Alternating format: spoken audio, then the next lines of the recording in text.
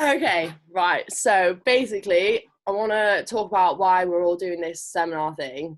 So I'm opening with big quote, which is he saw artists as facilitators rather than makers and regarded art as information exchange between the artist and the viewers. The artist, in this sense, gives the audiences access to power and the means to change the world. So we out here changing the world, and that quote's describing a French curator called Nicolas Barrard, which I think is how you say his last name. And he published a book on relational aesthetics, which is sick. But yeah, so I created this platform to basically just start conversations and hopefully direct ideas from all our practices towards a reformed idea of the future in either a completely irrational or rational sense. I'm pretty easy. But my practice shows constant confusion and irrational utopian weird futures, whereas in my writing, I'm trying to make sense of things. And to me, it's just important that we have both. I'm also just really into the stuff I'm learning about at the moment, and I want to share the research I've been doing in a more upfront way. But generally, the gist of it is the state of the world is just boggling my head daily, and it's leaked into my work. So these negative, almost apocalyptic feelings and attitude I have about life have combined with really abstract, ridiculous thoughts and ideas within my practice and created something that actually feels really positive. So I'm just trying to keep this optimistic momentum going, and it's always easier to do that not solo, especially considering lockdowns meant not being able to network like this and platforms are less available. So it's nice to have something that's available in a digital space where everyone can see it. My own practice has become a lot more written and text-based anyway, so a lot of the time it feels easier and more productive to just say things. So I really literally just want to create a zone to talk. I feel like right now as artists, if we aren't out here trying to explore ways to perceive the world differently, but doing it in public spaces and in a way that's interactive with everyone, then it leaves us at a bit of a dead end. Because I've literally just believe that creativity is the thing that's going to lift us out of a rabbit hole, even if it's just on really personal levels. But having said that, when I organised this seminar, I didn't give anyone any indication of this futuristic slant, and some people felt like their work really didn't reflect this idea of this more utopian, creative, flowing, slow moving future. But in the end, all of the practices were really heavily related, and we all seem to make work for quite therapeutic, self-motivated reasons anyway, and have a vision for what we'd like art to look like going forward, just in really different underlying ways. So I feel like we've kind of established it's a bit of a subconscious movement that's hard to avoid. And I just want to dig it all up, and we're going to do that by everybody running through a philosophy of their practice, but in a really open-ended way, and kind of get a bit weird on it and reflect our images of what could be next. But I'm not going to go first because listening to my voice this long is pain. Stella, go. Okay, just going to share my screen. Can you hear me? Great, okay.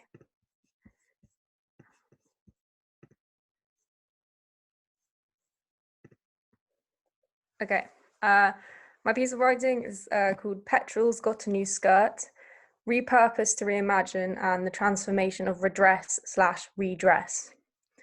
On Clerkenwell Road in London in 2010, this petrol station got a new skirt. The abandoned fuel dispensary transformed into a public cinema called the Cineroleum. Scaffold boards dress up as flip seats. School chairs and tables form the auditorium, and ticket sellers wear old-fashioned usher outfits. The skirt curtain was hand-sewn. The curtain is made from 3 kilometers of silver DuPont AirGuard roofing membrane, utilized for its practical qualities as well as its incidental beauty. The concertina curtain was hoisted up and down by hand, a kind of vertical drawstring system. When it is relaxed, the curtain is down, and the cinema is in operation, but when it's pulled tight at the end of the film, the skirt is pulled up and the road is revealed as another spectacle. And the 4 metal pillars or legs of the petrol station are now visible too. On Croydon Road in Penge, at the 197 bus stop, you can often find Barbara Brownskirt. She is the self-appointed writer in residence. She sees Judi Dench as wife material and has a penchant for Spam and juice cartons. In her video, Big Day Out, she searches Madame Tussauds Wax Museum. She sees Patrick Stewart and says, ugh, Helen Mirren, Colin Firth, Judy Dench. Wax dressed up as Judy is Judy enough for her. She calls herself the antithesis of glamour, rejecting signifiers of her sex. She wears a navy, lightweight, waterproof cagoule with the drawstring pulled tightly round her face, pop socks that match her skin colour, and the very, very brown skirt. I wore a brown school uniform, and the skirt was woven pleated plastic, which often meant that they bore the melted iron print in the front panel. The teachers always told us to roll them down to make them longer, but we would pull them up further.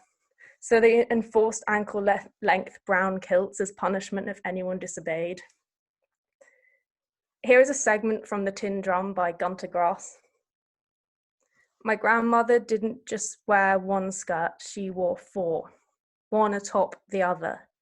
Nor did she wear one top skirt and 3 underskirts, she wore 4 so-called top skirts. Each skirt wore another, but she wore all 4, according to a system of daily rotation. The skirt on top the day before descended 1 layer on the next. Her second skirt became the third. The skirt that yesterday was third now nestled right against her skin. Yesterday's inmost skirt now clearly showed its pattern, which was none at all. My grandmother's skirts all preferred the same standard potato colour. It must have suited her.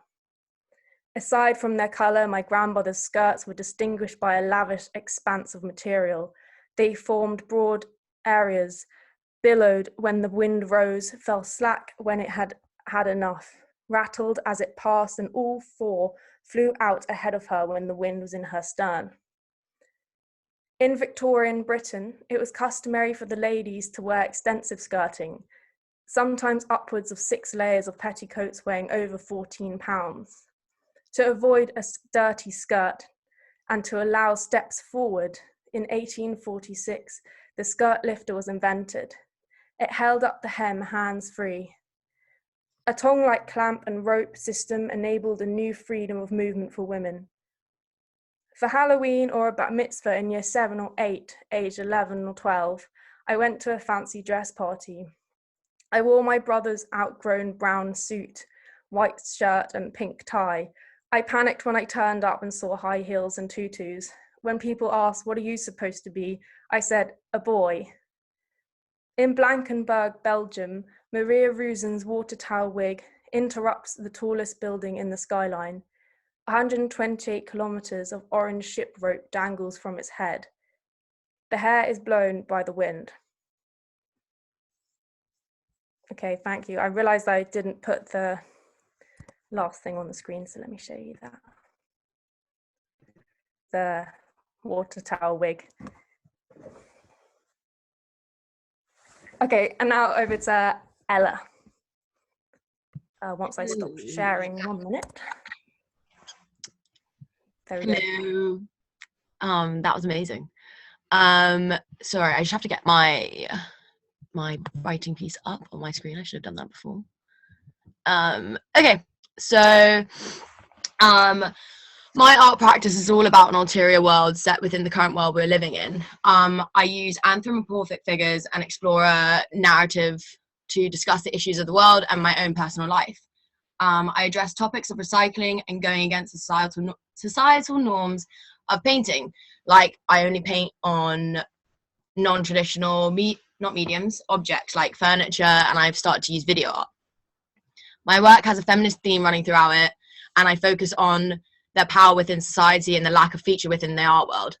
I try to mainly only research female artists, and it's always been my art practice has always been a way of expressing myself and exploring things that have always been an internal dialogue with myself. And I like presenting these alternative, wacky scenarios, which help me process my own issues in my own life. I'm very interested in art therapy and the cathartic act of making art. I'm particularly interested in art used in hospitals, prisons, and grassroots companies that allow people that have not necessarily been able to have an artistic outlet explore their artistic side. Alongside that, really interested in outsider art and children art. As something that has always been interested me within children art as well is something that's always interested me, as within schools it's encouraged, but normally the first thing to be cut when dealing with budgets, although it could be one of the most beneficial subjects for students and people as a whole. The way that I see it is that art is an amazing tool of being able to explore even the darkest of places in your brain and then display it and be able to create this idea of discussion and conversation and debate around your art. Art should be able to be open to whomever wants to, and that's another thing I struggle really with the fine art world, is the hierarchy and the bouncers on the door of who's in and out.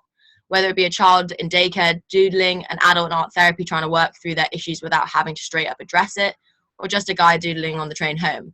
I want to be part of a world where art is a way of uniting and not nitpicked through. And so that's my outlook. I have written a poem, and yeah, so I'm going to read that. Okay. I love art. I like the smell of my own farts. Someone had to be the creator of that guy off The Simpsons, Bart. It most definitely helps me not fall apart. I know I've always had that feeling in my heart.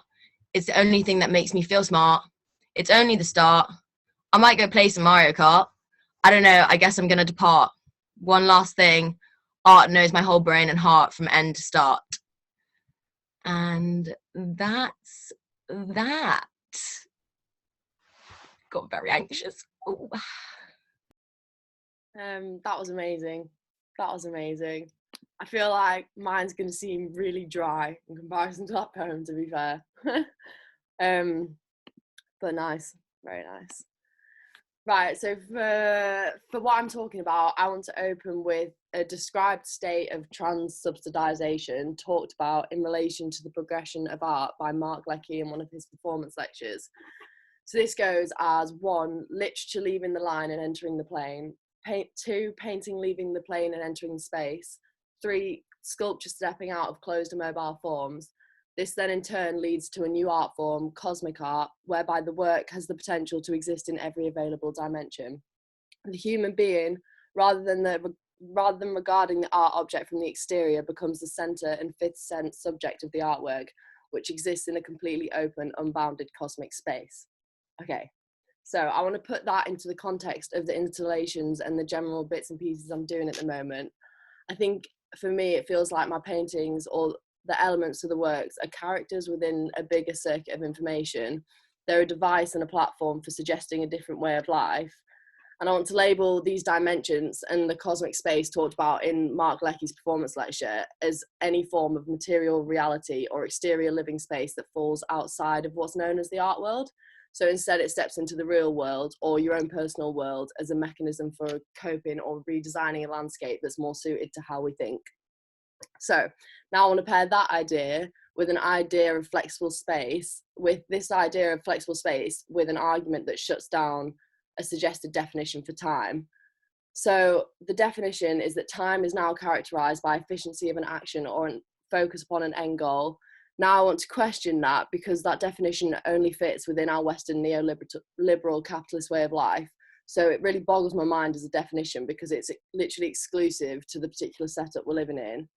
I briefly explored an Aboriginal group in Australia who map time based upon the landscape or a compass. So for example, if we were going to draw a chicken, like hatching, you'd draw it left to right, whereas this group would draw it right to left or east to west, however you want to look at it. To signify something happened in the past, they would make a gesture eastwardly. And I found this really useful for myself to really feel the confidence to say that time is a much more flexible, changing presence than what we could imagine. So to disadvantage ourselves by, in a sense, speeding up our pace of time and reducing the precious time we do have for ourselves makes me really pissed off, which is why when I create a piece, the aim of it's almost to be counterproductive to this approach and work for myself always in a therapeutic sense. Often cover up work when it's complete and form a setup where it takes the viewers a moment where they would need to slow down, reapproach their way of looking at what's going on or be a part of it, so that the piece and the viewing of it contains an element of potential self-actualization in a space designed to move less efficiently and more slowly, and is it a whole environment in itself. So stepping away from any like exclusiveness and commodification of the art. So if I'm asking how does this definition of time hold its own if we're making art for the therapeutic personal production, And how would that definition survive an alteration in society? For example, a hypothetical future where technology has paved the way for our sole remaining purpose to be being creative, or at least attempt to tap into that element of our minds, which is really the only part that's untouchable by the things making us spiral into a landscape that's irrational in a whole like different way of irrationalness that I want. So the one I want to be formed by tapping into a subconscious stream of thought. In the architecture plans for New Babylon, which is designed based upon a hypothetical concept, the city is designed with creative spaces in mind for this reason. It's also built in a way that uses psychogeography, so uses elements of how we think and what we're drawn to in a space to enable us to freely start to create, which is just so opposite to our landscape right now. Growth has taken on this definition where we see it as a very positive light, but growth in relation to built landscapes and consumption has like pulled our whole energy and way of living towards it. But I've been thinking, and I feel like the problem that's kind of scary is to think about is our like worker mentality we're stuck in. So what if this future happened, and instead of being drawn to unlocking aspects of our minds in ways that release subconscious and new perceptions that would allow this change of space to alter a pace of time, we all go insane because we don't know what to do with our work? And that's problematic. But it kind of does a 360 background to these platforms coming to light now, where artists use public spaces to facilitate audiences becoming interactive and proactive with art for themselves and art for personal and worldly development, rather than people being locked outside of it looking in. This idea becoming the center of the work translates to me as humans retaking the reins on systems that are ultimately being led by money or technology. However, having said this, in the 1970s, when hippie modernism was really like ripe, and this idea of counterculture, which is what I'm trying to re-implement now, was really present and successful because they lived in a way that prototyped an imagined future. The idea was to be proactive, and rather than putting forward suggestions for what they wanted a hypothetical future to look like, it meant living the things you wanted there and then in the moment. So if people wanted sexual liberation, they would act on it now. The catchphrase for it was stay foolish and stay hungry, but that was adopted by Steve Jobs in one of his speeches, which is mega ironic and fucking irritating, and got me considering the stance on the tech industry now, and whether you could look and sort of say the tech industry would see itself as a counterculture, and whether that could benefit us at all if we use it as a tool for a redirection of our own life and time. So I fundamentally envisage a world where technology has paved a way for creativity to be our sole purpose, and art acts as a free tool to access and alter a realm that exists as an exchange of ideas between artists and audiences, perceived and interacted with at different times, but for the benefit of mental health and reshaping better ways of living that are able to exist separately to the Western motives for living, or would replace it altogether. Time no longer exists as an indicator for productivity, but instead it moves not directionally but emotionally by acting on an account of personal progression, using a creative means to unlock content that would otherwise be hidden. A turn to the subconscious for a better idea of a reformation based on the internal rather than the external, using our invisible landscapes to create visible change. So that's me, and that was really long. Anyway. So Pius is next, and he's our only Leeds artist. Big up. Thank you, Karen. That was eerily similar to what I've thought of. So I'm a sort-of artist based in Leeds. My creative approach is in part inspired by graffiti and street art, as well as graphic design. I have a multidisciplinary approach, so whether digitally or using a variety of mediums and surfaces, my art is produced for fun, free expression, and communication of meanings. I enjoy experimenting with digital artworks and graphic design, blending different skills together. And academically, I study social psychology, which I believe provides substance to my approach, as many of my artworks in some way are inspired and informed by my general experience of being a human being and a social animal, and relevant academic knowledge, as well as a general interest in psychology, psychoanalysis, treatment, and recovery. While not always providing answers, my work aims to nudge the viewer towards more questions on the topic for further discovery. Several recent artworks featuring a character Lee depicts questions of identity and individuality in the current cultural climate.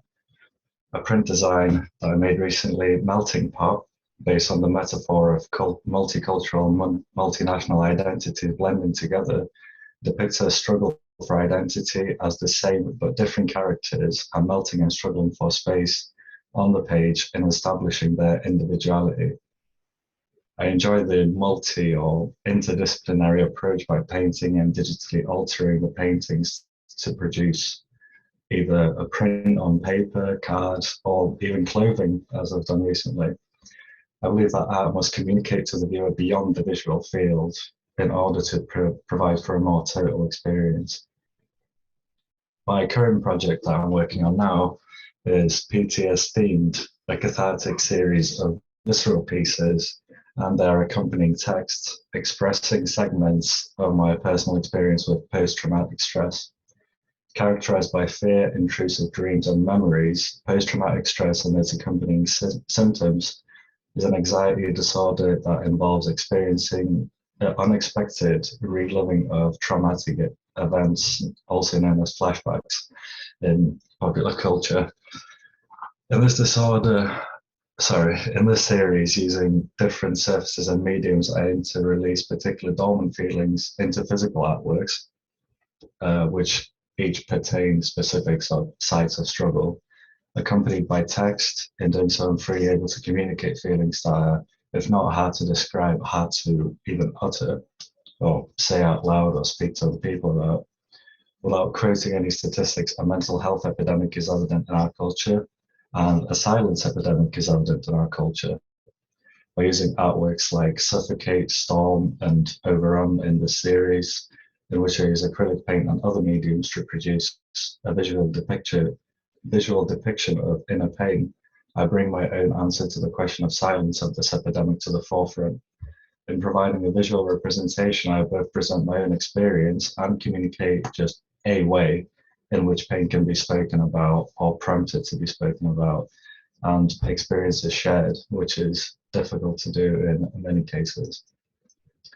And in my imaginary future of art, not as content and commodity, which is super relevant to what Kat was just speaking about, and this is widely seen as art as content, say on the internet and social media. For me, it's a type of communication, a feeling language. An imaginary futuristic project of mine would be displaying as a feeling language which serves the artist and the observer in non-monetary terms. And this could be illustrated with a public installation with elements of performance art. For example, in large city squares like Trafalgar Square in London or Millennium Square in Leeds, I imagine a large structure made up of high definition screens that displays on the outside, glowing white, and glowing white on the three sides, and the fourth side acting as a back entrance. And members of the public can freely go inside the structure using supplies provided, as well as virtual reality means, maybe, if this is in the future, and can paint, draw, or otherwise communicate a private feeling inside the structure and display on the outside screens, so while being separated from the reactions of observers in that moment. Feelings that people in big cities tend to hide and guard would therefore be brought to the public's attention as a not extremely invasive public display of emotion. So putting feeling to in the feeling language that's communicated to the public without sort of doing so in speech or in, I don't know, any type of other display. So, and around the structure, there would be on-site professionals that would work within and surrounding the structure to aid any crisis or difficulty, and other staff could be present to provide information about various ways that people can find aid in times of difficulty, in a case where this would be needed. With consent of the artist, and should they wish to preserve their anonymity, the artwork made into a digital 3D model would be uploaded to an online gallery, where the artist can add text at a later point to provide additional information, for example. The artworks would thus be created for expression and communication of the artist's feeling language, appreciated by the public viewing the live displays or on the website. However, the goal being that the feelings expressed are in a creative way, displayed in real time for the sole purpose of creative expression for the artist and appreciation for the viewer. So that is my futuristic idea. Over to Helen, and thank you. Thank you, Pius. Yeah, I'm Helen. I'm an artist, and it's taken me probably, you know, this whole degree, this 3 years, to work out why I'm making art. And I think quite simply, I make art to really understand like other people within our society on a really small basis of my friends and family, and then trying to understand greater structures of like our class system in the UK, the institutional racism, which is obviously embedded into our culture, unfortunately. And yeah, I won't be talking about my art, but I wanted to sort of like when Kat mentioned about this project about the future, it got me thinking about what I thought the future could be, and I actually found that really quite difficult, because when thinking about the future of our society, I sometimes find it difficult to have hope, specifically hope in change, and practically thinking about change that needs to be made in our society and what it would actually look like is difficult. And I think I found that quite difficult because it feels like it's not been done before, and it's difficult to picture a reality that we're currently not in. But I wanted to talk about an essay I found that really brings me solace in this sort of situation we're in society. It's by Audre Lorde, and the essay is called "The Master's Tools Will Never Dismantle the Master's House." It reminds me that change is possible, and the groundwork's already been put in really for change. And I see this essay as a tool in helping me understand the systems of oppression in our society. So her essay describes the intersectionalities within feminism and how our differences should strengthen us. However, her theory, I think, can be applied to most issues in our society currently. So her theory that the master's tools will never dismantle the master's house is a system such as the police or our political system that has grown and flourished in this capitalist patriarchal world. It cannot be changed from within. It's not like a person who needs help or has the capability of change. It's a system that has failed all of us. And I think, well, if you can believe that reform could work, then maybe you need to consider your relationship with that system. And Audre, a quote from the essay, which I think helps understand this, is what Audre Lorde said: "They may allow us temporarily to beat us sorry, let me say it again. So her quote is, "They may allow us temporarily to beat him at his own game, but they will never enable us to bring about genuine change. And this fact is only threatening to those women who still define the master's house as their only source of support." So when you see people protesting the police or protesting systems that are institutionally racist, if that scares you, and this is where it's helping me understand people who might find that idea scary, is it because you're too comfortable with your position in that system already? Yeah, this one I was going to freestyle because that's all I got to, but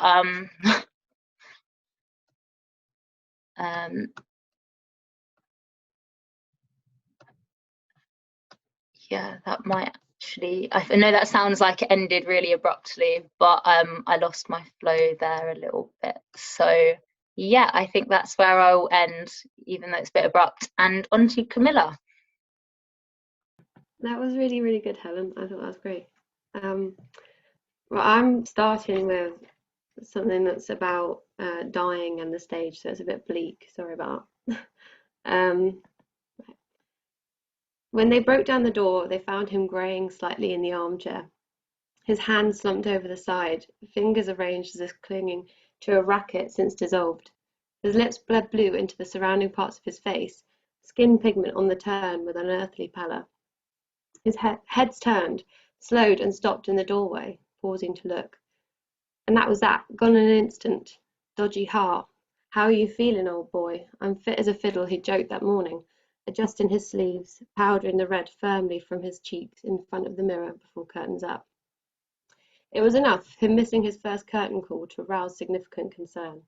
He'd always taken pride in his famous punctuality, his impeccable professional timekeeping. The actors on stage were forced to ad-lib, fluffing, blustering on the lines, holding time with empty phrases, whilst all the while, where is he? Peering into the darkness either side, stagehands returning frantic looks. Yet as time stood still for Mr. Rossiter, the play marched on. His lines, pregnant with silence, disrupted the rhythm with others. He had ceased to be, yet his character counterpart haunted the action of the play, live and living. The remaining actors stepped over the gaps, minds wandering in the downtime between sentences, hoping it was all just a bit of theatre. The boundaries between on and off stage, things drifting in and out of character, are rather interesting. An episode of comedy show Nathan For You called Smokers Allowed, a stunt for television which, quote, probably would be more widely known and critically acclaimed if it was a deadly serious art installation, involves Nathan Fielder, who states in the intro to the show that he graduated from one of Canada's top business schools with really good grades, attempting to get around the ban on smoking in bars. He uses a legal loophole that exempts theatrical productions from the rule, pops a sign outside, smokers allowed, places some red velvet theatre-style chairs in the corner, cordoned off with red rope, and allows some theatre enthusiasts to come and watch the bar as people talk, smoke, act normally. Fielder goes on to remake the play following genuine positive feedback from the two-person audience. It's like a Sam Shepard piece, they say. Rehearsing the banality, painstakingly reenacting the hubbub of everyday life, Fielder takes on the mannerisms of an overzealous director. He asks an actor to repeat the phrase, I love you, an uncomfortably ridiculous number of times, the rehearsal simultaneously slotting into the character of himself, lonely and awkward, in need of human affection, however scripted. The tears he bursts into at the crescendo of the play, an anticlimactic series of events where I think he's trying to, like, I don't know, make someone lifting up a skateboard and someone taking a photo of themselves happen at the same time. Philosophy.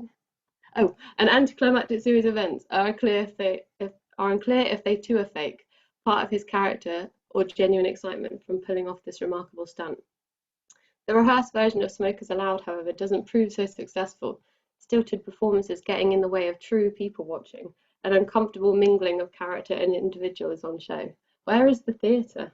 The few remaining audience members are left propped up against the wall, mouths wide and snoring. The episode ends.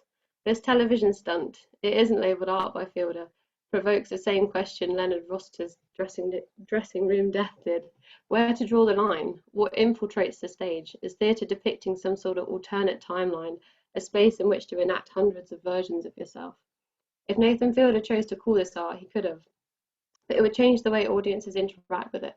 It's a brilliant episode of a brilliant show that blurs all sorts of lines without declaring itself to be anything else. Although it is, I think.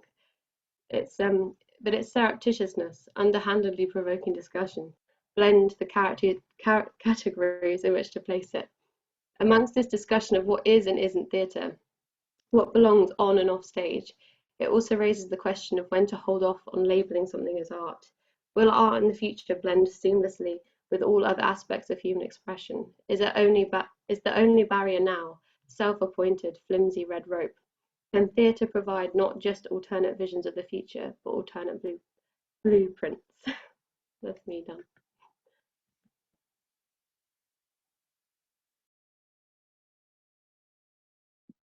Sick! So sick. They were all amazing things. I've written things to ask people to talk about. Has anyone written anything? Don't think mute is necessary. Don't think. Well, you think we should all unmute ourselves? Yeah. Then it's going to be like Crossfire. I don't. Free for all. I'm up for a free for all, respectable free for all. Should we do the hands up, Helen? Hands up, Helen. Wait, where's my page of questions? Okay. I don't really have a question, but I just have a statement. Stella, when you stood up and the skirt and how your words matched with what you were talking about, I was like, it was one of those things where I had a slow moment. I was like, it all connects. And then I was like, oh, she's wearing a skirt. I was like, it's all about skirts. And it was like at the end, and I was like, oh my God. And then you're like, overjoyed. And I was like, so good. It was, I loved how you had the representation of the physicality and your words and like everything joining together within the photos of what you were talking about, your actual dress, skirt, whatever. Yeah, you know what I mean. And like the words. And I was like, oh, that's really sick. And it was just cool.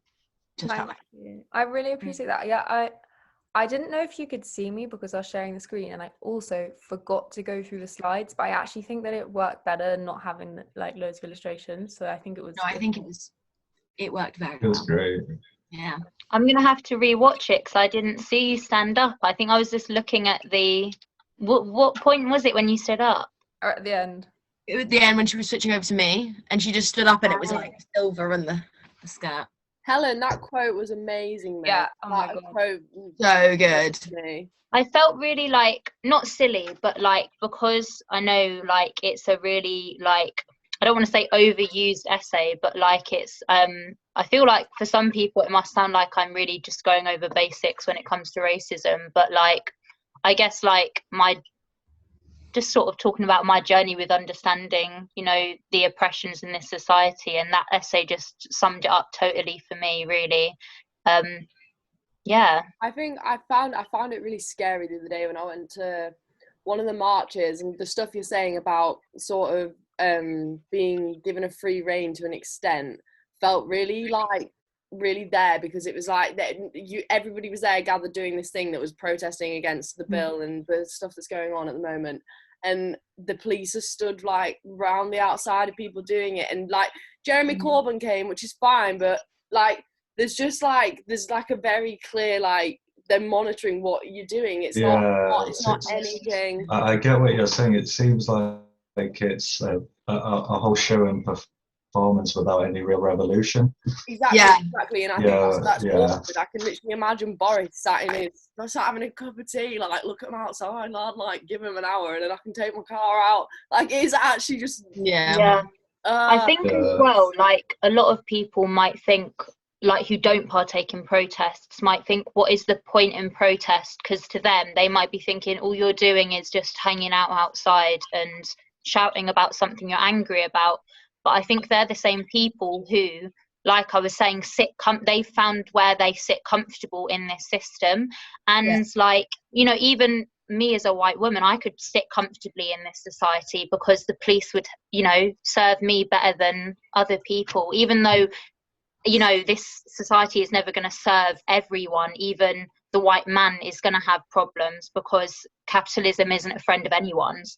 But I think I lost what I was saying, but yeah, I think that's why it's scary for them people, because they're comfortable where they are, and if they think that all their help comes from these systems and they only believe in that, then any slight like talk about being anti that or like wanting a bit of change could be very, very scary to them, which I understand but needs to change. Like I think that's like why I feel like art is such a thing that is important, because it's kind of like a less direct way of approaching people.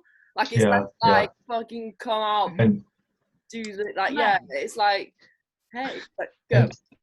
In terms of like protests and demonstrations, and it's amazing. People show up, people speak, but the quote I always go back to is that revolution will not be televised.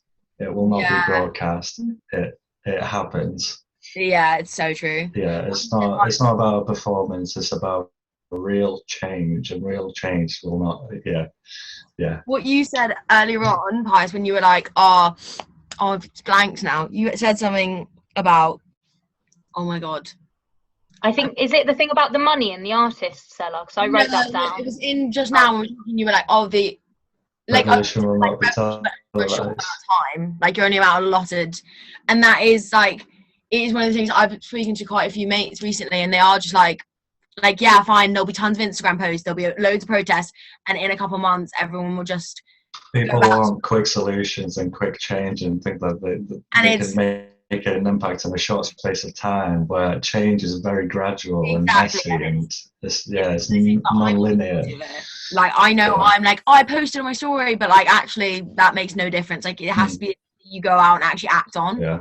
And that's something Yeah. that I have to constantly remind myself, being like, okay, like me posting a story is great and good, but it doesn't change anything really in the bigger schemes of things. And it's like the actions have more, what's that saying?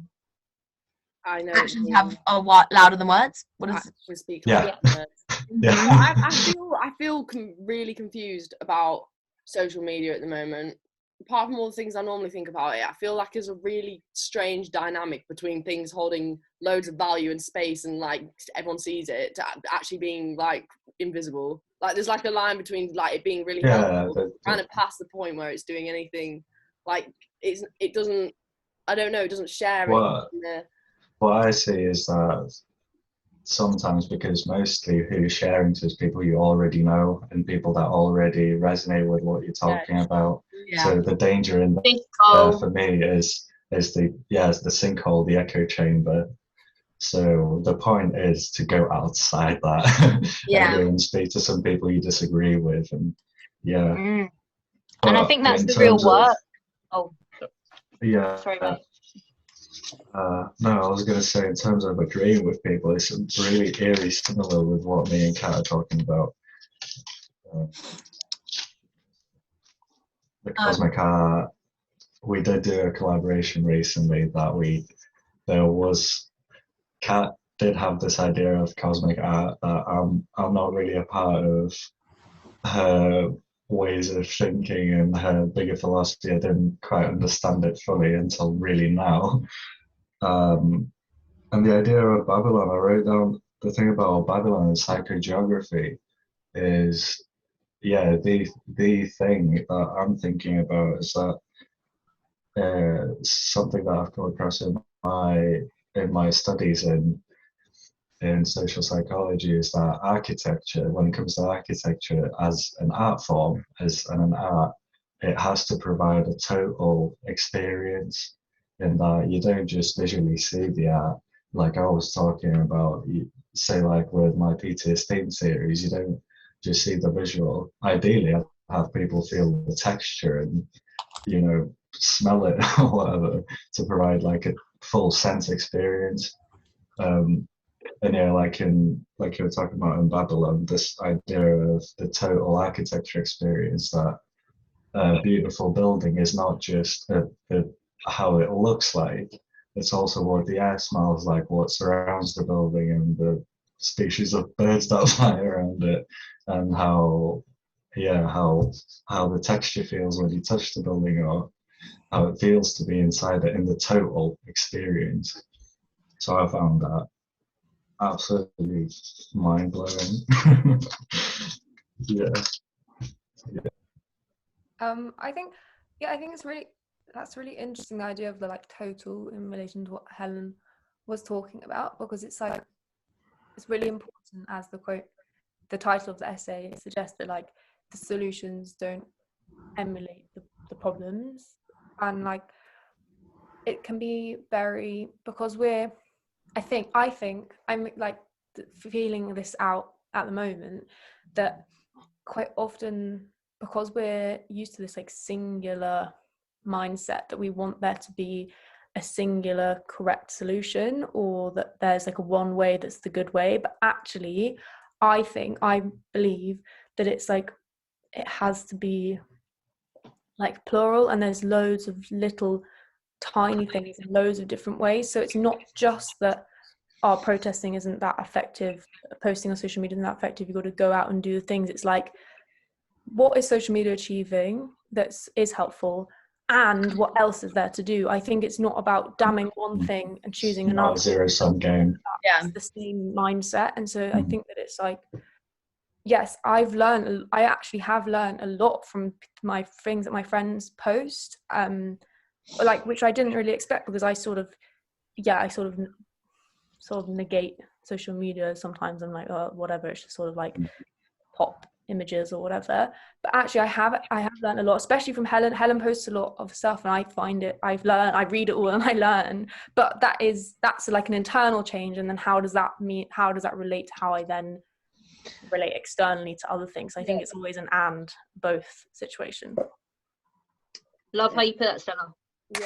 Yeah, I would just quickly, what you were saying about the five like the interactive experience with the buildings, and that's like a renowned thing within mental health in general. So like per day, if you go on a walk and you just taste something else, smell something else, see something else, you're meant to like spice all that up anyway. And I was like, when I think about doing that when I make an installation and I want this like whole environment thing, and I thought actually I completely took a different clock on what Stella was saying, but when I was listening to you, like the thing that kept like drilling my head was that the people are always physically involved in the drawstring. Like I really like the idea that whatever this like development is something that is like getting manually like thing, and I don't know. Yeah, there's this really amazing images of them, and you have to use your whole body weight to hoist the thing, and you have to be 4 of you on each corner, I think, from what I can gather from the images. And yeah, it's so like analog and sort of like basic to have to like yank down or something to get this like force of change. Yeah, but I think it's with my skirt just coming up. Yeah, I think that's so true. I hadn't thought of it like that. It's like it's got to be manual often. I like that. I like it a lot. Okay. No, I was saying with Pat, you mentioned earlier on when you were talking, you were going like, to be counterproductive to like end up being productive for you. Do you get what I mean? You said something along the lines of that.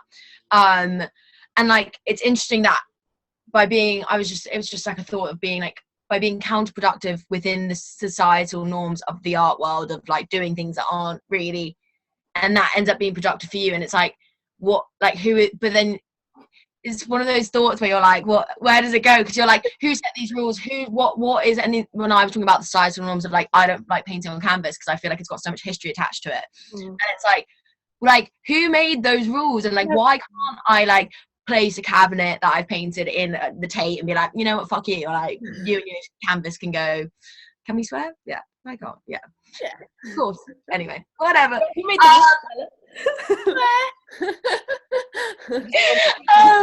But yeah, and like who made these rules? Like, and that is the thing that I was like, and even like, again, relating back to what Camilla was saying about, you were saying about on and off stage and all that, and it's like, and when you think about it, acting is the most real life thing, because everyone's acting when they go out in the world, and it's like, but then everyone's like, oh, actors are so fake, and it's like, but really, they're acting, and everyone acts every day.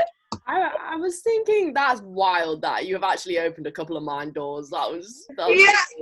But I was thinking about, I was like, where I'm from back home, like I'm pretty sure the theatre's just closed down because of just the like Rona and everything that's happening at the moment. And I was thinking like, I don't know, I was thinking about when you were talking about theatre, because I don't really know that much about the kind of stuff you look at, but like kind of like street theatre would be so amazing, like all these like hypothetically, like I don't know, I'm like confused in my own head about how much theatre's a reflection of life. Like I'm like, technically it's a really, really pure, like it's like the closest thing, because it's like the subconsciously bit and just actual life. It's like a combo. Go Yeah, Camilla, I found that great, the question of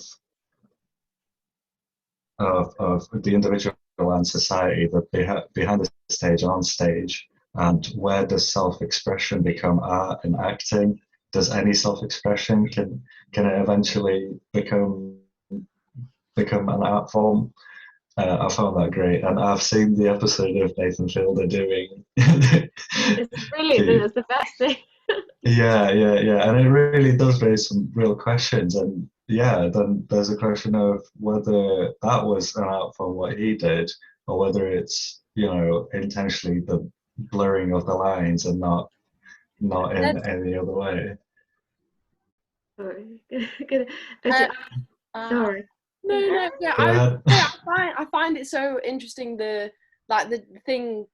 time element. Like there's something happening along the same time as life's going on. So in this, like, where's like time running when you've got people running sets behind the thing that's happening at the same time as life's happening. Yeah. Behind the scenes, there's.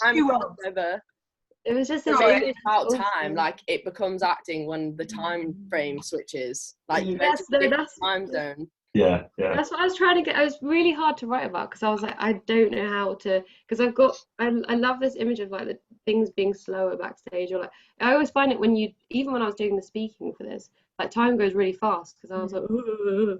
But it's like, what is that? And it was really interesting. But yeah, I was gonna say it was interesting with Nathan Fielder because like he did another thing called Dumb Starbucks, which everyone thought was Banksy, which is just another thing he did for the TV show, which is where he just got round like laws by just making a coffee shop called Dumb Starbucks, but like making it everyone just thought it was Starbucks, and he technically called it an art gallery, so he didn't have to go through other like legal things, and so it's yeah, so that I just like the fact that if I saw that in someone's degree show, I would love it.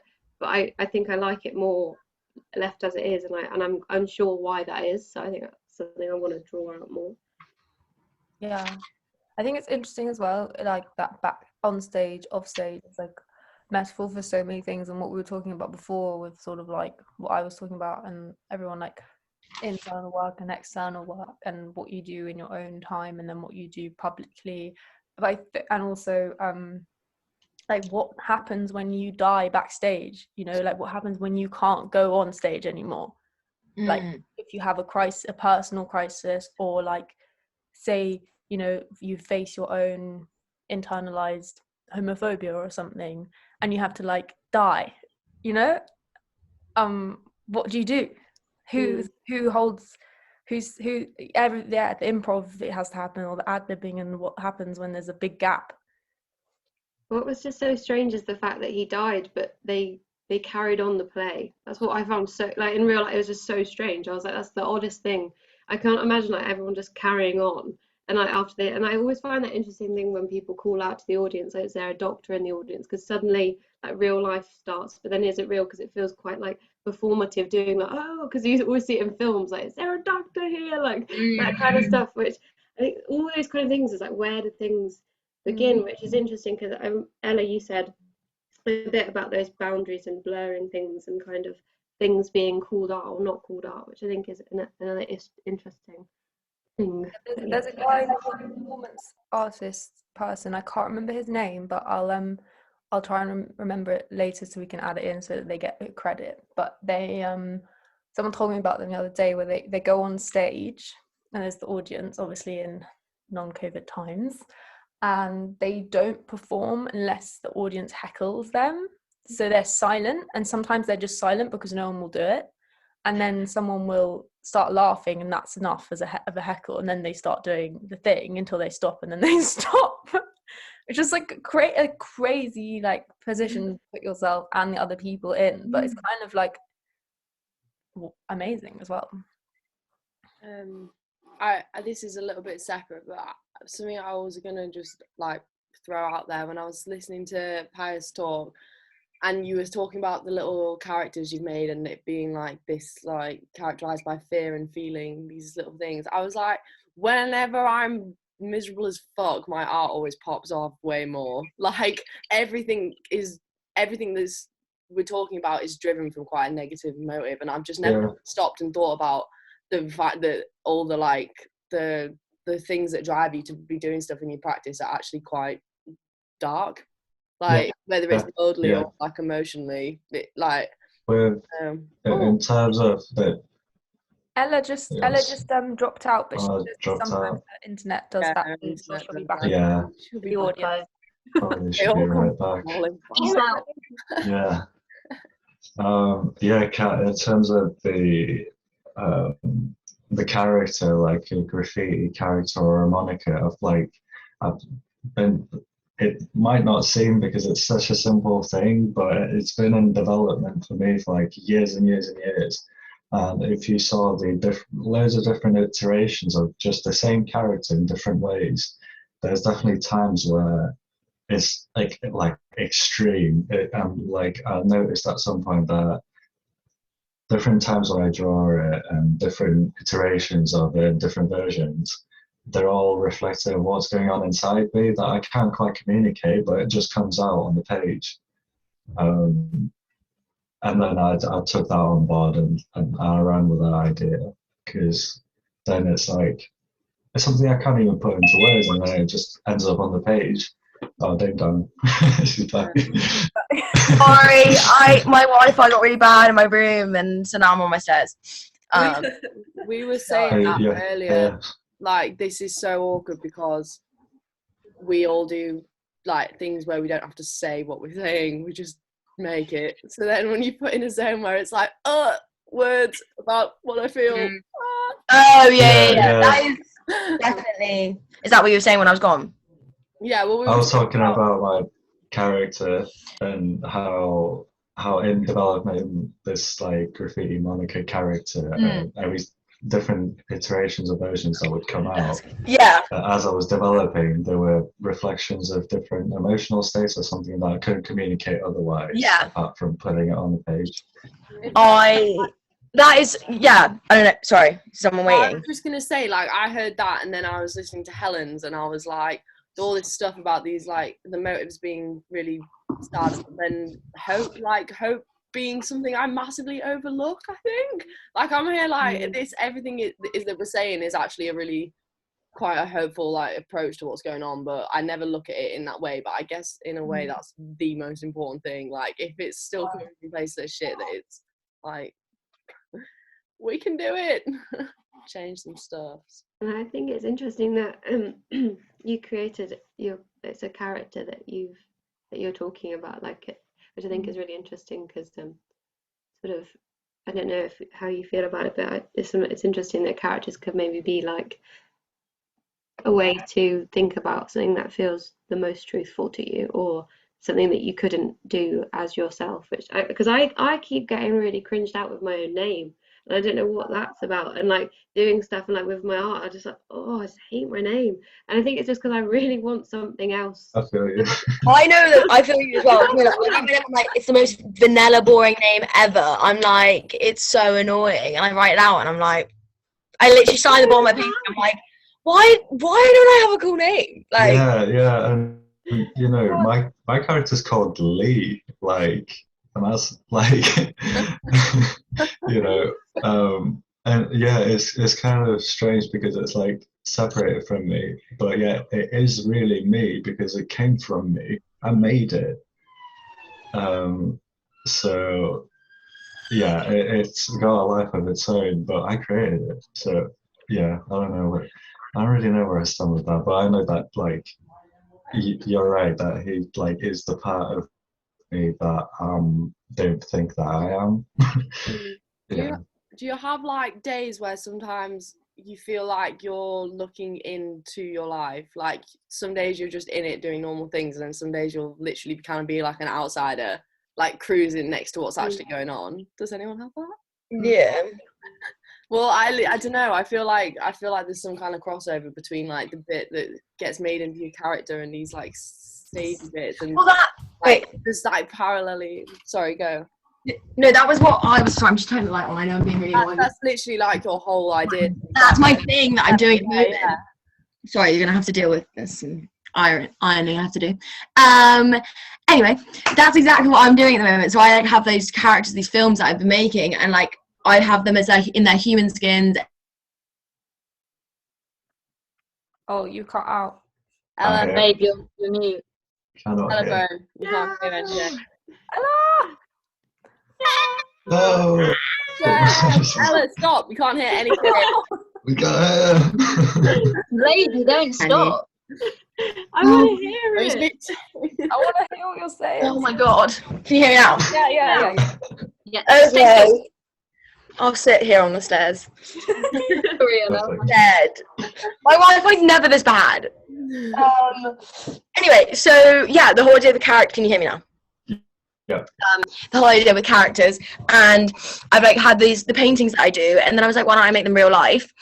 And then I have this idea of like the human skins, and they like go out into the world, and then they come home and they turn into these like flamboyant women and like fairy godmothers, but they're called devil mothers, and like this just idea of everyone has this skin for the outside world, and then they come home and they turn into this like either really moody or like actually really like flamboyant and whatever, and it's like the multi like characters that everyone does. And then the other day I was like looking through a footage I have, and I was in a tutorial with Matthew, who's my tutor at uni, and which yeah, everyone knows. Anyway, yeah. And he was like, oh, would you ever be in it yourself? And I was like, no. And then I was like, why do I have such an issue with that? And I was like, and he was like, what if you became the narrator? And I was like, okay, fine, like I could see that. And I was like, and it has a touch.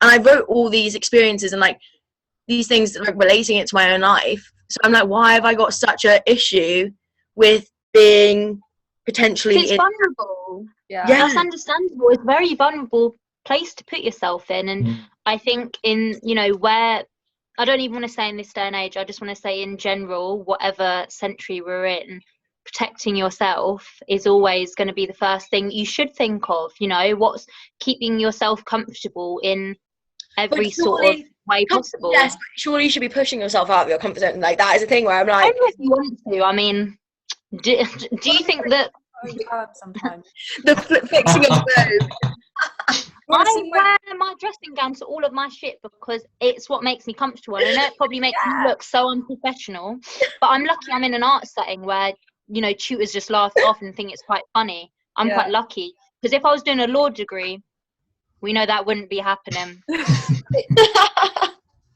I feel like with the vulnerability thing, it's sort of like that, like when we're talking about making platforms and spaces, I feel like that's like the point. Like if you had something in Trafalgar Square, like you're saying, like somewhere where it's kind of really anonymous. It's so public. I was thinking like, say if people that go into the sphere or whatever, it's something I didn't write down, but I did definitely think about if people are masked or disguised or whatever, or if there's a secret entrance through somewhere where people can't see who's going in and leaving, and then art is displayed, and you know that somebody, there's someone being really vulnerable and expressing themselves from inside to the out. Exactly, and then it kind of links back to what Helen was saying about the people who kind of feel confronted and like squared up to with everything that's going on in a way that they don't really know how to process. If stuff becomes a lot more like, it's very like it doesn't allow for you to feel like you can be vulnerable, whereas that's actually an okay thing to be doing whilst you still can also perhaps like what society and culture is really asking for everyone is to make up their mind. Make up your mind, form an opinion and tell it to us. And we're going to tell you whether you're right or wrong. And people are really like, at least from what I think, is like really hell-bent of compartmentalizing people into groups, and you're against this and I disagree. And Stella's had her hand up for a little bit, sorry. I'm sorry, I went on a tangent.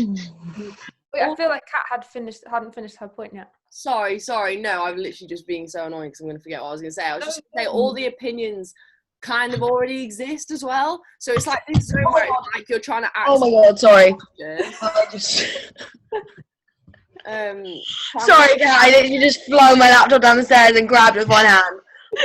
Really not being professional. It's cool. Sorry, carry on. If fucking hell, Meg, it's so no, if we're like the stuff about trying to access your subconscious, because the opinions that people are saying like decide where you sat on it, like they're already things that exist, and that's kind of the problem, because everything that exists is a little bit like out of sync.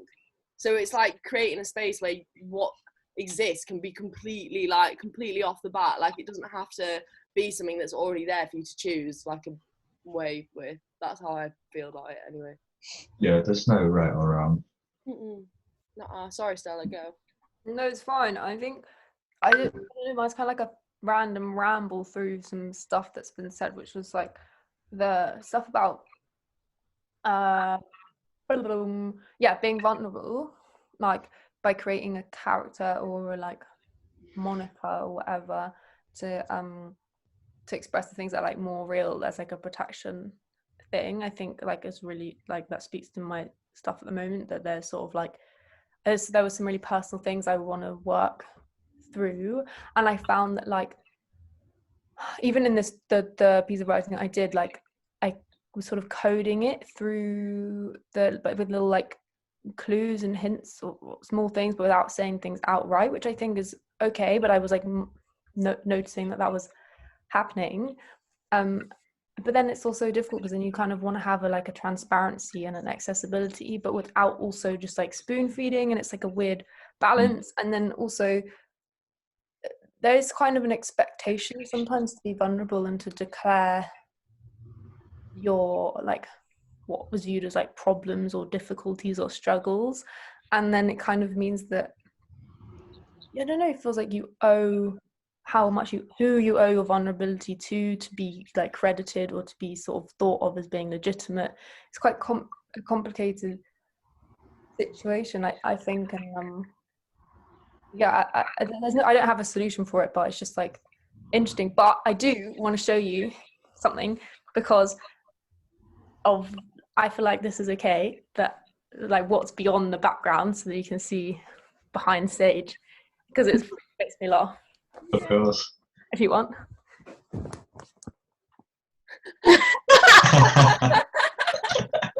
It felt so big. I was like, So jokes. I was like, where? It looked like the a shoulder. much bigger background.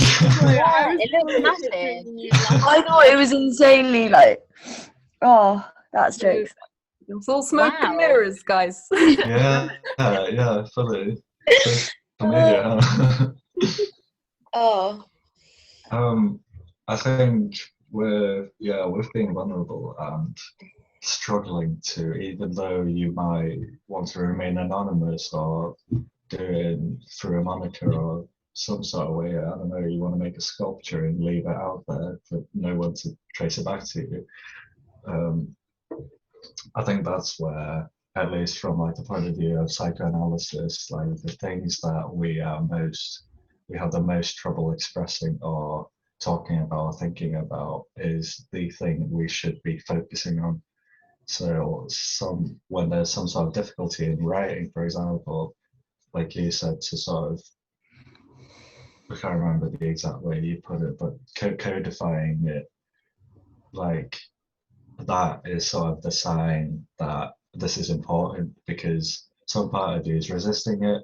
Where there's resistance, you're trying to guard it and protect it from being expressed and communicated, or so it's.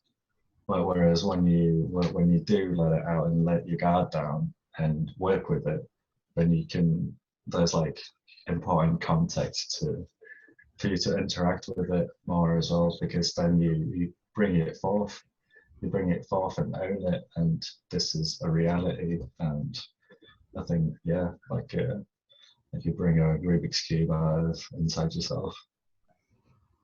Yeah. I think that's interesting about it becoming a reality in that sense, like a physical form making it a reality. I don't know, but I feel like I have that too. And then my way of dealing with it, like you're saying, you make codes and sort of like you talked about language. I always use like automatic writing and automatic drawing and stuff where it just like could maybe drag something out of what it means, but it's like you could do. But yeah, I mean, I do, but from like an outside perspective, most things make absolutely no sense. But I think that's kind of what is important, to be like, it's fine for it. Keep the buffer between like being completely open and like that's the thing. Like, I think, was I talking about it with you, Kat? I think, and that's the idea of like having these codes, and like you could just be like bearing your soul, and like you kind of are, but you're never fully doing it, obviously. So it is that buffer of being like, okay, I feel comfortable enough to know that I'm talking about this, but no one know this unless they ask me, or I felt comfortable enough to explain it to them. Yeah. And it allows you to feel open, but also keep that door closed. You know what I mean? Yeah, I do know what you mean. And also, Kat, like, if the automatic writing, it might not make sense now, but it could make sense in the future. Yeah, no, and some of it does. Like some of it, I'm like, Yeah. oh, but I do like feel like it's important. Yeah, Like when I want people to see my work, I kind of want it to make no sense in a lot of ways, because I feel like there's so many like central, like what should make sense and what people should be doing, and what people like they have no access to anything that could be more helpful. Like sometimes when I do like stuff like that's automatic, it's like I feel like I like myself more than when I'm so, like in real life. Like it helps me like figure stuff out in that way, and I think that's an important thing for us to do in general. With being vulnerable is, well, when you're expressing something in a not codified way or in a mysterious way, then it allows for people to relate to it, for it to be, you know, Yeah. absorbed, and yeah. Balance. Helen, did you have a hand up? I did, but I think it is something totally different. Just because I was writing as you guys were talking, and Kat, you mentioned in like your intro, I think it was your intro, when you said about Nicholas Boryard and his relational aesthetics theory. I was just, I don't know, I don't want you to speak, I have to feel like you just want to speak anymore, but I was just wondering what you thought about him and his theory.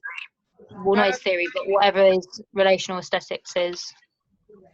Well, he basically uses like everything he does is very like from a completely social context, so it's very like he balances on the line between real life, and like I find it a bit uncomfortable because it's like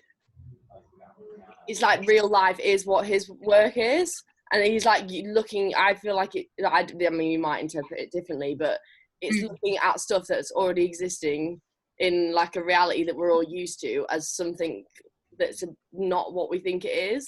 So like like the platforms, and like he's kind of putting stuff that already exists into a space that's like, look at it, and I rate that so much.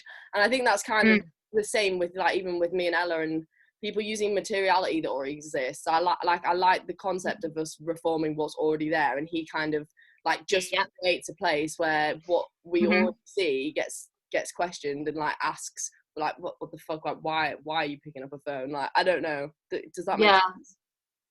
A little bit. I think my understanding of it is a bit skewed, because when I was sort of trying to understand, I still don't really think I understand it, but when I was trying to understand it, it was when I was looking at art as social practice and what's the word, like, so sort of like art being an agency, being a tool or a thing to like make social change, and if that's even really possible.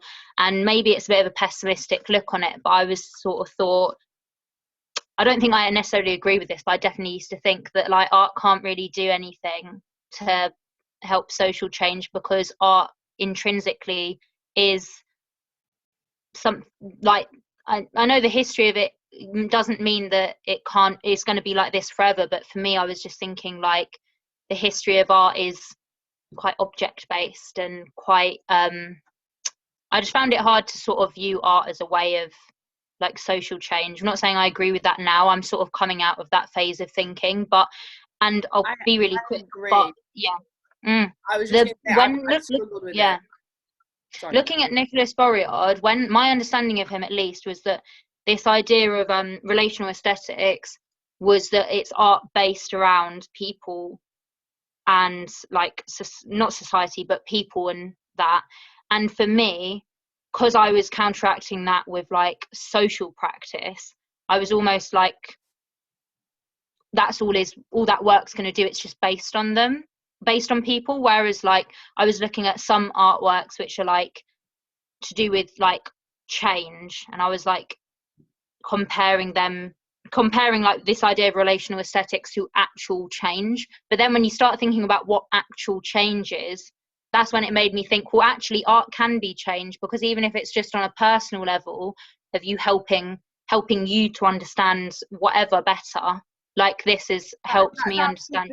Like I think the personal level to it, and the fact that you like it like, and it hits an individual, that can have like a domino thing. But it's also the fact that you think art's so stuck and like unable to provide change is literally because of like the fabricatedness of the galleries and the spaces that it exists in. Like when you actually see any like large examples of art where it's taken out of the context it's in, like I've been I'm really interested in working with like asylum seekers and refugee communities doing art therapy. Like there's already stuff like that exists that takes like such a big chain reaction, but also just putting it in a public space. Like when you see some big graffiti thing on the side of a building or whatever, and it actually is like, yeah, like, I don't know, I've kind of done swings and roundabouts with it, because I used to just get so irritated at kind of like, well, in first year I was like, fuck this, like I don't know what the point of what I'm doing is, but I think, yeah, anyway, I don't know. Pius, what were you going to say? I want to hear what Ella has to say about art galleries. What, me? You look like you were disagreeing with Kat. I wasn't disagreeing. I was agreeing. I was getting annoyed. Oh, okay. I wrote my whole dissertation on like re-examining the hierarchy of the art world and like outsider art, like, and it just really, and like even talking to, I love our tutors, but even talking to our tutors and some of the viewpoints they have on like outsider art, and like I've had comments of where someone asked me if I was dumbing down my art to fit into a niche type of thing, and I was like, you could say that about any artist. Like you look at some like famous artists like Picasso, they had amazing drawings when they were like, not amazing, wrong one, like anatomically correct, let's say, and then as they found their flow and it looked less like the original thing they're drawing, you could say that exact same thing. And it's like, no, I just feel confident enough in what I'm doing, reflecting my talent. And I find that galleries create this sort of trend within the art world, and it's like they nitpick people, and you have to come from a certain background, and like then they'll have their niche, like, oh, they came from nothing and look at them now. But that's not most galleries, and most of them are white men, and I could talk about this all day. And so I'm just I have really, like, it probably has a name, I don't know, but what I see art galleries selling, or local art galleries, there's and several different ones that are completely unrelated, seemingly. There's like a certain type of art that just sells well, and I just call it money laundered art. It's so true. I don't know what about it, but there's a lot of sameness, and it's popular, but it stinks of money. I don't know. Yeah. Literally. But it's interesting, as you see when you walk through uni, and like I think being in uni in an arts building, you do see that trend though, like even from year to year, like you go to each floor has a different year, and you walk through, and like our year we have definitely got a theme of our work, and then you go to first years and it's very different, like a lot of portraiture work, and it's kind of like, that's strange, like our year was never any portraiture work. And it's like strange things where you're like, is that a thing of like, I don't know, how do you get what I mean? Like, as in, like, it's weird that it's already ingrained in the way we work now, but we're not selling the gallery. Like, where people want to, like, appeal. Yeah. Like, completely agree, and I think that there is really lots of issues, but I think there's also other things going on, but I'm not going to go into everything because it's just not. We'll spiral into like. Also, I think that like it gets difficult sometimes as well. I do this where it's like, okay, if someone's making money from their art, then it kind of like, whatever, they sort of like become like ignored by like student type people. But then also like artists, you know, you have to live and like rent, and so it's like kind of this weird like if as an artist you start to like show at a gallery and sell work, you're afraid of like selling out, whatever, but also you like have to. It's like a really niche like problem, but it's also still a thing. Yeah, no, 100%, and that is something that I'm aware of. But I also think I didn't go to art uni to become an artist. Like, I wanted to go to become an art therapist, or like, and I think that's where I differ in.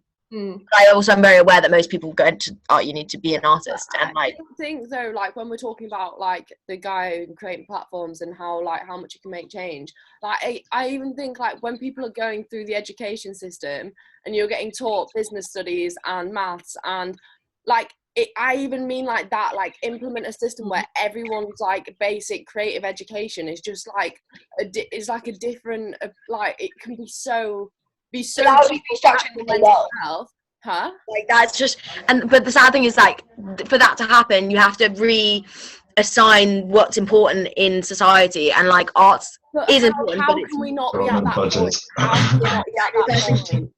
Like, Sorry? I don't understand how we can't be at that point where it's like, oh shit, something doesn't work. Like, I don't know. Anyway, sorry, Helen, go, shoot.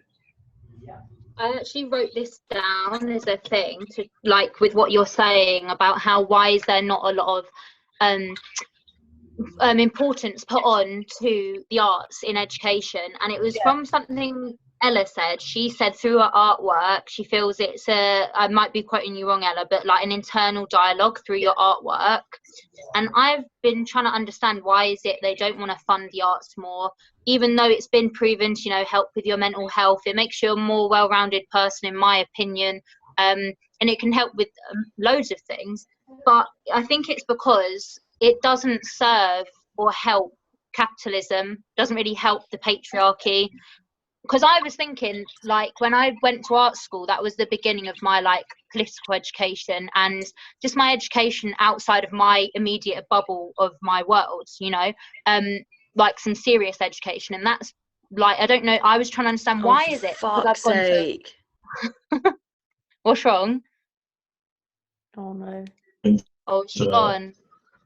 Oh, but I was just wondering, why is it that our art school this has happened? Because I'm, you know, some of my mates from home have gone to a uni and this hasn't happened to them. And I don't know if it's because we're given the agency to think for ourselves, or like through art making, you actually have to create your own problems and solve them. I don't know what it is, but I think that's why the funding's not going into it. Yeah, that's exactly the weird things that it helps is exactly why they cut funding on it on like a kind of ideological sense, because it doesn't help that system for people to have an internal dialogue, to think critically and to have agency. If people have that, they're more likely to protest, or it benefits them much more for people to be stuck on focusing how they're going to make money and pay rent, and that not have enough time to have time to protest or whatever else there is. But that was also not to say that people who work full-time aren't also radical people, just as a disclaimer that I don't. Oh yeah, I definitely agree with that, but it's actually makes me feel a bit ill when I think about the level of like deception of why we're not allowed to do the things we're allowed to do. But this is what about stuff merging into public spaces. I just feel like it's so like necessary. It actually hurts. Yeah. You mentioned something about work, Kat, at the beginning. Yeah, a bit about the worker mentality stuff. I think it was, you literally mentioned like the tiniest little sprinkle, and I wrote down work, we don't know what to do without it. And you said because I've been doing all these like I'm trying to write this manifesto for like future living, and I'm like doing all this thing as if it's not flawed at all, like all my ideas or how it's going to look exactly, and then I'm like, what happens if that happens? And everyone's like when people lose their structure and routine and sense of purpose, for someone that's never actually like been told it's fine to just go and do something off the bat creatively, unless they're in this like habit of life, it's like a massive thing where people would like, it could actually be awful.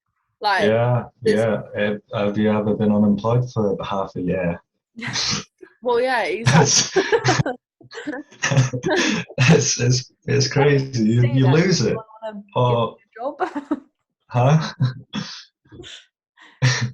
Like, I don't know, like some like summer holidays after you come back to school, and it's a shock to how like you lived a life, and then now you're back into structure, into like having structure to your life and things. So how do you find structure when it? But this is like, I think we need to like prep it, like it's like get people getting toesies into getting creative, and then like 4-hour work week, or 4 days. 4 hours, those patterns challenge the narrative, and change how we're moving in time as well. Like I literally, it's about time. Dude, I have like 3. I don't even know how I work now. Like, don't know what the week is. I work through the week and I have half a day off sometimes. I don't start doing some important work until like, I don't know, 3 o'clock in the day sometimes. Now in the age of COVID, it's changed completely. So yeah, I think like even this like past year of life and lockdown or whatever really demonstrates how the past patterns that we're used to, they're not really necessary and there's better ways. Yeah, Wow. no, definitely. Yeah, there are better ways, It's better days. funny you say the 4-hour work week, because I'm reading this book at the moment which is blowing my mind, and it's called Utopia for Realists. And I just think it gives me a bit of hope. And one of the chapters, I skipped all the other chapters and read this one chapter first because I thought I was going to talk about it here, but I haven't. But I am now. And the chapter's called The 15-Hour Work Week. And he starts with, you probably know what I'm talking, Pius, by that head nod, but No, I like it. I like what I'm hearing. Was saying, he literally was talking about the great like thinkers from like the 1800s and even earlier, and they thought that the biggest problem for our society in the century we're in now, the 21st century, they thought the biggest problem we would face is how we would spend our leisure time, because like since the beginning of time, the work weeks, the hours of work we do in a week have been decreasing slowly because of advancements in technology. So they thought, God, by the time we get to the year 2000, they calculated people are going to be working like 20-hour work weeks. And then when we get to 2050, it's going to be 15. And they really thought, they believed this so much. But then, you know, we had because the technology was just moving like mad, and the Industrial Revolution and all of this, and the work week was actually getting less and less. And, you know, then there was Mr. Ford, you know, I'm not going to go into this, but anyway, then in the 70s, you know, women started working, and I think capitalism just clocked that life was getting too good and just like fucked us all again, basically. And then since the 70s, 80s, the work week has just been increasing throughout the world again, because, you know, they know they can exploit us if we're doing a 30, 40, 50-hour work week. So it's not in their best intentions as a company to be making less profit. Yeah. But yeah, a 15-hour work week would be brilliant, I think. Same. I think a massive problem with mental health and so many other areas of just living life, you know, having your own life rather than spending most of your life at work doing something you don't really want to do, but you have to. Yeah. There's arguments that we're working ourselves into the grave, that civilization is going to advance. It has already and will advance to a point where we just work ourselves, and civilization is what, and progress that we think is good really ends us. And it's like the education system is like building us up to a job, but at no point in your education system you are taught how to live your life, how to live a fulfilling life, what you should be doing in your life. Not that anyone should tell you what you should be doing in your leisure time. What you want for dinner every single night. Yeah. And I think that's why it's not surprising that so many people get to their mid-40s or whatever and have that, what's it called? You know, when they just go through a crisis. Their midlife crisis, because they realise they've spent 20, 30, their whole life pretty much doing a job that has no meaning to them, and they have 2 days off a fucking week. What can you do with that for yourself? Yeah. That's not sufficient time to be spending with your family, your friends, to be reading a book, watching whatever you want to do, you know what I mean, like, and developing or just doing whatever you want to do. It's just not not a way of life. It's not. I've not read this book yet, but I've read another book that this guy has written, a psychologist called Chris Ryan, and he's got a book called Civilized to Death, where he talks about just exactly this, how we're so far removed from our nature as hunter-gatherers that we constructed the life for ourselves now that is killing us rather than fulfilling us. So yeah, Civilized to Death. I'm yet to read it yet, so I can't comment on it more. But I think it's good. Yeah. We're in a lot of catch-22s, I feel. Deep. Sorry about the Wi-Fi issue, guys. One day, change of background. Another change of background. yeah, this is, you just see my house slowly. Yeah, the Wi-Fi, the one day. Cool. Does anyone feel like there's anything they didn't pipe up about that they want to? I think we went over quite a lot and quite important stuff. Definitely should have had breakfast, mate. It's what There is hope. But There is yeah, hope. really interesting what other people are doing and how like unexpectedly our practices are kind of interlinked, and Yeah. we do have like similar goals and things. It's been so It's really amazing cool to to hear see. this stuff. Like, I was so moved and blown away by every person's take on everything. I was just like fascinated by everything. So yeah, thank you for and thank you, Kat. Thanks, Matt. Thank you, Kat, for organising this. Yeah. Thank you, Thank Kat. you. Thank you. All right, I'm gonna stop the recording. There is